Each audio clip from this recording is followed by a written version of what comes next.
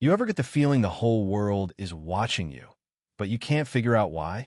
That's exactly what hit me the afternoon Maya stepped into my office, a little girl with dark eyes wide as the world, standing there clutching the corner of my desk like it was the last piece of earth on a sinking ship. She was 9, barely spoke a word since the accident took her parents, me brother, and his wife 6 months ago. And I've been doing everything, you know? Best schools, soft lights, therapists, every book and gadget money could buy. But I hadn't earned that look she gave me, half brave, half terrified when she whispered, "You have a camera in your office, but it's not yours." I froze.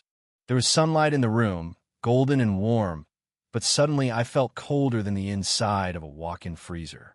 Maya didn't back down, just leaned in closer enough for me to feel her breath, soft as a secret. "It's behind the painting, the one Miss Vanessa brought." I tried to keep my voice steady. "What do you mean a camera?" She nodded toward the painting, a city skyline, modern, innocuous. I remembered Vanessa me Fiancée smiling as she hung it up, joking about me needing a little softness at work. Maya's voice got even quieter. "I saw it blink at night. I scanned it. The signal isn't yours. Now, you gotta understand, I built my entire company on keeping things secure. I thought I was untouchable. But here was Maya, 9 years old, tracing signals in the dark while I was sipping wine and trusting the wrong people." "How long have you known?" I asked. She shrugged, small but solid. "Since last week. But I wasn't sure you'd believe me." God, that hit. I'd given her everything except the right to be heard. I lifted the painting, heart pounding. Sure enough, tucked by the molding was a lens, tiny but unmistakable. My jaw clenched. "Maya, go wait outside."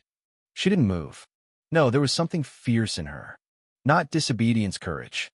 So I let her stay, sat her down, and asked what else she'd found. She'd traced more devices: living room, guest room, even my master suite. Always quiet during the day, active at night, like they were collecting data in careful, hidden bursts. Whoever set this up wasn't just snooping. This was professional, surgical. And the person who brought it into my home? Vanessa, the woman I was supposed to marry. It all started making sense.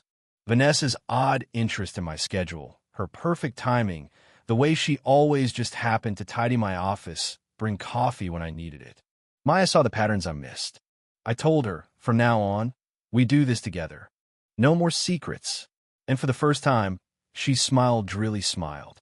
I spent the next hour tearing through my own security logs, searching every camera, every access log, every movement.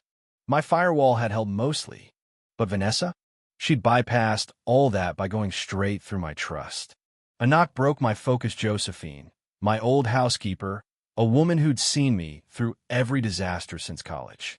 She took one look at my face and knew. Something's wrong. I nodded, let her in on what Maya and I'd found. Josephine didn't blink. That woman's been sniffing around for weeks, always talking to Miles, your CFO. Too friendly for my taste. Suddenly, the web stretched wider than I'd imagined.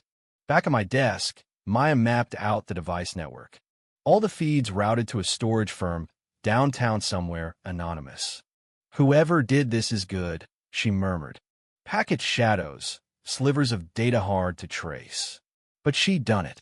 I couldn't help but smile, even in the middle of all this. "You learned from watching me." She just shrugged. "Before." Vanessa came home at 6:12, right on schedule, coat swinging, smile bright and practiced. She kissed me, smelled like lavender and control. I played dumb, let her believe I was none the wiser. After she disappeared upstairs, Maya and I got back to work. I called Reed, an old friend, ex-military, who handled dirty jobs no one else could stomach. Tonight I told him, "Que surveillance." All that night, Maya and I ran a silent war, fake files, trigger codes, prepping a decoy server. Josephine kept us fueled on cocoa and cookies, never asking questions, just giving me a look that said, "I know you're fighting for something bigger." By dawn, we had a trap ready. Vanessa glided into the kitchen the next morning, acting like nothing had changed. But I watched her differently now, every movement, every glance. She was still playing a part. Later that day, Miles showed up, rattled, claiming he was just there to check in. Vanessa's smile faltered, too quick, too rehearsed. I let them dig their own graves, letting Maya record every word from the hallway nook. When a moment came, Reed and his team swept in, calm but unmistakable. I confronted Vanessa and Miles in the living room, turned the big screen on, showed them footage of every lie, every theft. Vanessa's face went white as ash. "You bug me." "No," I said. "You bug me. I just found your bugs before you did." Miles tried to bluff, but it was over. Reed read them their rights as they were cuffed and let out. Maya watched, silent but strong. The house was so quiet afterward, like the pause after a tornado. I sat on my bed, still dressed, trying to breathe through the ache. Maya crept in with coffee, made the way I used to for her. "Is it over now?" she asked. "I wish I could say yes," I replied. "But this is bigger than just them." Reed uncovered a network board members, a VP, even a guy in accounting. The route went deep. I took Maya to a diner for pancakes, the kind of place with cracked mugs and a waitress who remembers your name. We talked about trust, about how sometimes the people closest to you cause the most damage. "Why do people do bad things?" she asked. "Because some people think taking more will fill the hole inside them," I told her. But it never does. Back at the company, the board tried to oust me, claimed I was too personally entangled. I countered with an open audit, forensic accountants, Reed at my side. Nobody walked out. We exposed everything. That night, Maya crawled onto the couch next to me. "Did you win?" she whispered. "We stopped them. For now." "Then why do you look sad?" "Because sometimes the people closest to you just want to win, not be saved." She leaned on my arm. "You still have me." And that was the only win I needed. Days blurred into weeks, but the tension never really left. One morning, Maya noticed something else click in the closet by my office. Owen, my security guy, found a military-grade signal booster. Vanessa hadn't worked alone. Reed called in Leon, a legend in private intel. He confirmed this was corporate warfare, not just personal betrayal. We set a final trap, inviting Vanessa back one last time. Maya was safe, the estate wired top to bottom. I poured Vanessa wine, asked her if she ever wondered what trust sounded like. "Silence," I told her. "The kind when you stop pretending." When she reached for me, Leon and his team stepped in. "You bugged me," she hissed. "And oh, I let you bug yourself. We weren't cops, but justice doesn't always need a badge." Afterward, Maya joined me on the porch. "I'm proud of you," she said. "We make a good team." "We do," I said. And for the first time, I looked up at the night and didn't feel watched. Weeks later, the company was back on its feet.